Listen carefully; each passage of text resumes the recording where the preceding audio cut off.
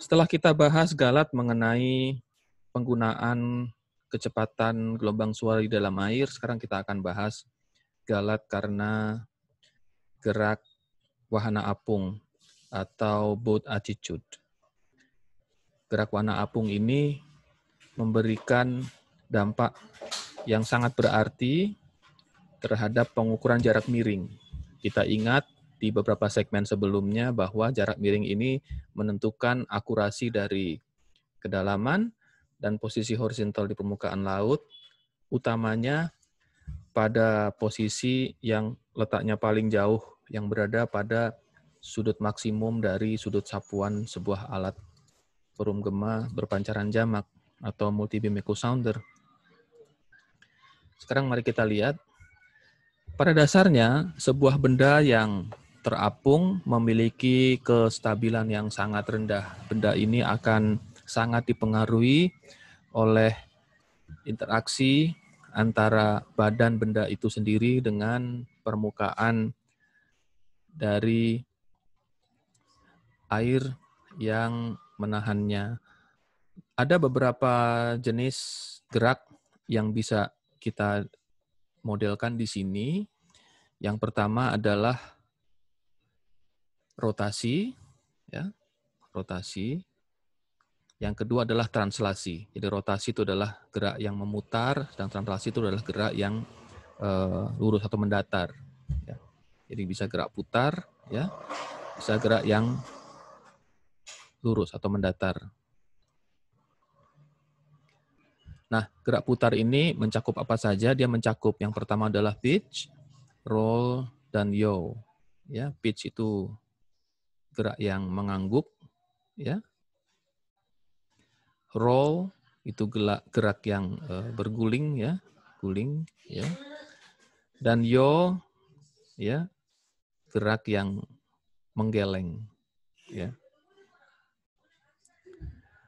Nanti kita akan lihat bahwa pengaruh dari gerak-gerak putar ini akan sangat besar terhadap akurasi dari penentuan jarak vertikal dari sensor ke dasar perairan. Nah, selain ketiga jenis gerak putar juga ada translasi atau translation, ya. Ada surge, ya, atau sentak itu, ya. Ada sway itu, ya.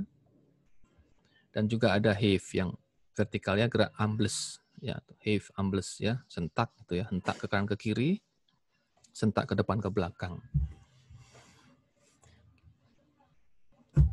Kalau gerakan-gerakan yang sifatnya horizontal, relatif kita bisa deteksi dengan alat penentuan posisi, dan dalam hidrografi, toleransi yang diberikan untuk ini sangat besar. Namun berbeda halnya dengan heave yang vertikal, ya, dan gerak putar, karena nanti efeknya akan sangat besar terhadap pengukuran kedalaman. Nah, ini lebih detail lagi kita bisa lihat, ya, pitch, ya, atau angguk, ya, untuk gerak putar, ya, pitch, ya, gerakan mengangguk, yang seharusnya yang merah ini, tapi yang kita dapatnya adalah yang hitam ini, yang putus-putus, ya. Atau gerak roll, ya, gerak berguling, ya. Seharusnya yang terjadi adalah yang merah ini, tapi karena terguling sedikit, kita mendapatkan yang miring ini, dan yaw, atau geleng, ya, menggeleng. Seharusnya yang terjadi adalah yang merah ini, tapi karena menggeleng sedikit gitu, ya, ke kanan gitu, sehingga yang kita dapatkan adalah yang hitam ini. Nah, itulah sebabnya kita memerlukan pengukuran yang akurat pula terhadap sikap kapal ini atau boat attitude ini untuk bisa kita berikan koreksinya nanti.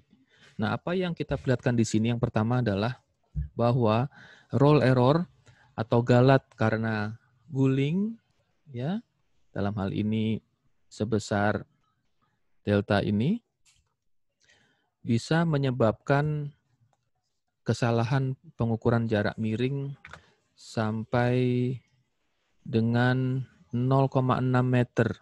Ya, jadi galat yang terjadi pada kedalaman sampai dengan 0,6 meter. Ini angka yang besar, ya, terutama pada semakin jauh dia dari titik nadirnya. Yaitu untuk kedalaman atau pengukuran jarak miring hanya 50 meter saja. Dan itu terjadi hanya karena kemiringan 1 derajat saja, sangat kecil. Bayangkan kalau kapal tergulingnya banyak, ya. Bayangkan berapa besar galat yang bisa diakibatkan. Pitch tidak terlalu sensitif, ya. Anggukan ini tidak terlalu sensitif, ya.